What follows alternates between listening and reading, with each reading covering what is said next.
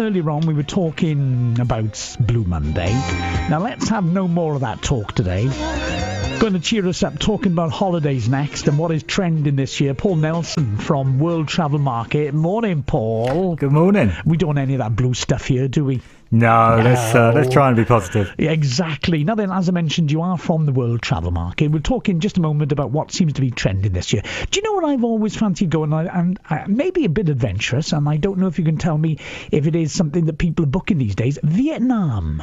Yeah, very much so. Yeah. Vietnam's is a very popular destination. It's it's one of them, because of obviously the history and what happened in the 60s and 70s, etc. It's kind of been able to benefit from that publicity almost and using tourism to help to rebuild it, a bit like countries such as Croatia and even Ireland, a little bit more closer to home. Yeah, and yes, I know it's got the history, and we all know about the history. Some of it terrible, of course, but I mean, more than that, it's stunning scenery in the coastline as well, apparently. Yeah, exactly. Yeah, very much so.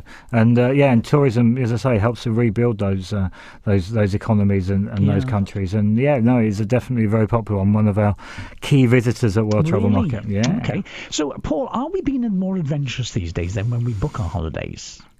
Yeah, I think so. I think we're seeing it. We're going to see a real split this year between where people are travelling to. We've obviously had the problems in Egypt and Tunisia and Turkey to a degree.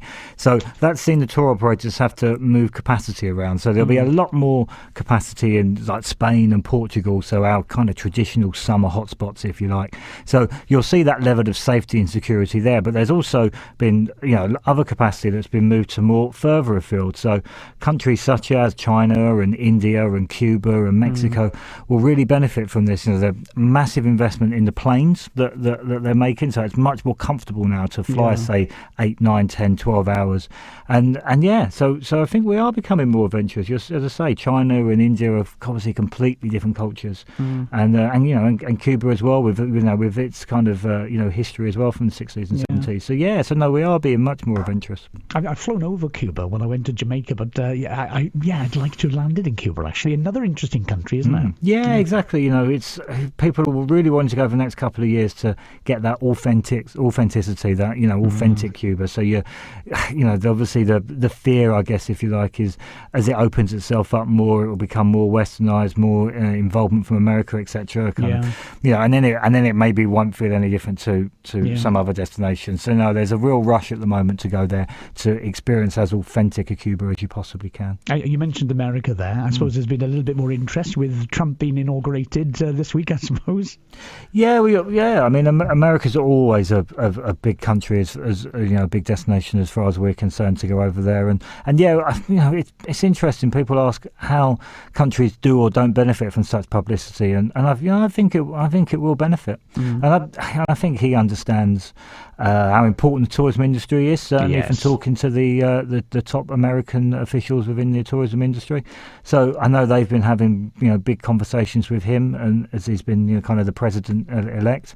So I think you'll see that America will continue to do well. And what about Europe as far as Brexit sort of goes? Has that been affecting anything? Well, I guess unfortunately, because of the impact that it has on the pound, it will mean that it will be more expensive for us to travel overseas in general, but also to travel to those European countries. But other than that, not really at the moment.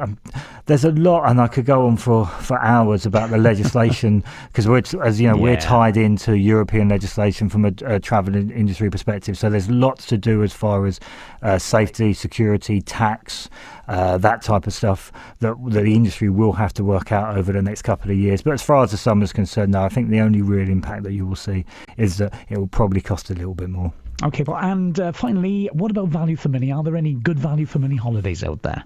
Yeah, there are. You need to do your research, really, and it just depends on where you want to go. So a particular favourite of mine is South Africa. Right. Due to the exchange rate, that's a real kind of bargain to go down there, and obviously now's the perfect time to go down there. So it just all depends on what type of holiday you want or where you want to go. And as much as I said, prices will increase within Europe, you'll still be able to find bargains within there if you find the right destination, but you will have to do your research. Okay, a lot of people booking online these days as well. Yeah, very much so, and particularly to those countries within Europe, that we know well, just Spain and Portugal, where we're comfortable, where we don't necessarily feel we need to have a conversation with an expert to get that little bit of background. But obviously, I would assume that those people that are going the further afield to China, India, Cuba will probably book with specialists and will want to have a conversation with someone who can, help them out when it comes to booking the holiday. Okay, brilliant. And if anybody wants more help or advice with the holidays this year, where can they go? You can go to WTM.com. Okay, brilliant. Lovely speaking to you, Paul. Thank you very much indeed for joining us from World Travel Market. Thank you. Cheers.